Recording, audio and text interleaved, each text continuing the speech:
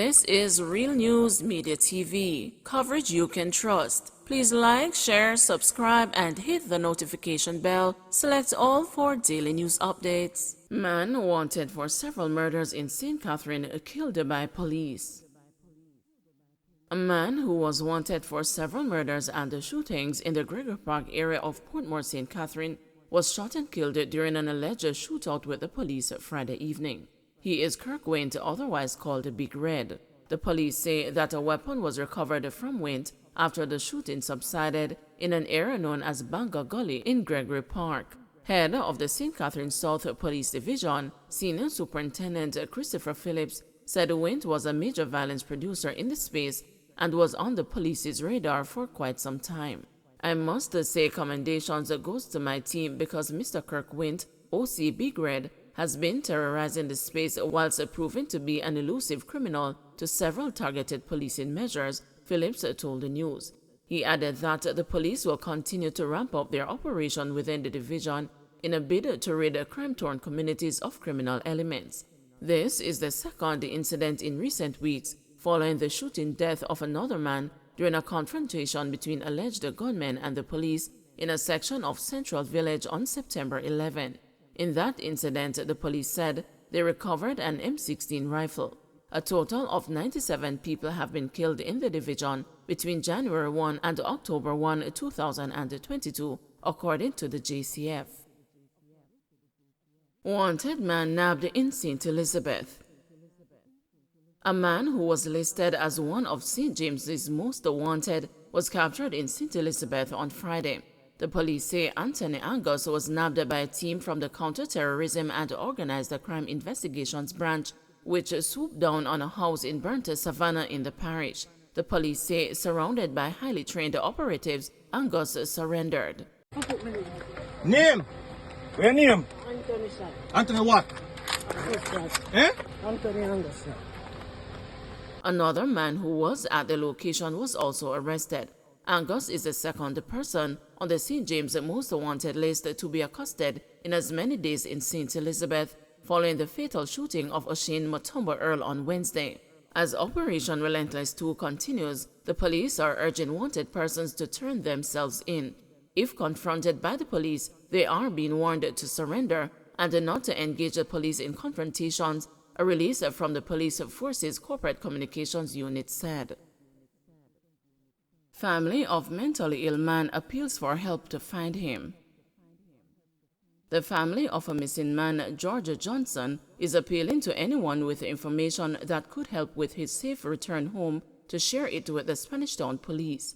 The 62-year-old man, who is mentally challenged, went missing on October 1 from Angels Grove in St. Catherine. His sister told the news that he was reportedly last seen walking on the Spanish Town leg of Highway 2000. He was wearing a gray shirt, black pants, and gray slippers. See, as he has a mental issue, we are just concerned about him. He's not used to being out there. I am just hoping that somebody has seen him, she said. Police say they are still investigating the case. Prime Minister defends a demolition of illegal settlement in Bernard Lodge. Prime Minister Andrew Holness has sought to defend the government's decision to demolish illegally erected structures near Clifton, St. Catherine. The Prime Minister toured the area Friday morning and spoke with residents, some of whom denied being given notice prior to the demolition. The residents also refuted the Prime Minister's announcement in Parliament Wednesday that gangsters had been selling the lands under pretext of ownership or building on them. When we examined the situation, we only acted when we were certain that certain steps were taken. So we had the evidence of the posting of stop orders. I will. So no, that's a lie. So that's one. So let's be clear. There are 30 units we have counted on the land, and I have been informed by the SCJ that they have posted stop orders twice. Hold on. You have asked me a question, and I am explaining to you what I have been told. The second thing is that they were trying to find people who were doing the structures that were incomplete. Nobody would come forward. I'm here every day. I have friends here every day. Member of Parliament for St. Catherine Southern Fitzjackson who was also in the area on Friday, said a Sugar Company of Jamaica Holdings should have halted construction of the illegal structures near Clifton when he called the matter to their attention last year. That's one of my real pain and disappointment.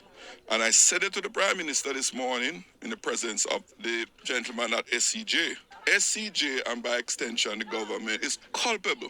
Because when what was happening over there, it was brought to their attention and asked for them to intervene. That is where I got involved in the process. I don't have any authority, I don't own any land. I went to the owner of the land, which is SCJ, and said, look, that piece of land there is being occupied. It is your land. I have already tried to regularize Clifton that started decades ago, if not centuries ago, which was a structured way. I don't want an unstructured community to come. If we're going to put houses here, put lots, let us do it in a planned way. Because we're trying to correct some of the problems over old Clifton already, in terms of roadway and access and all of that. We want it to be planned. SCJ did nothing. Don't forget to like, share, subscribe, and hit the notification bell. Select all for daily news updates.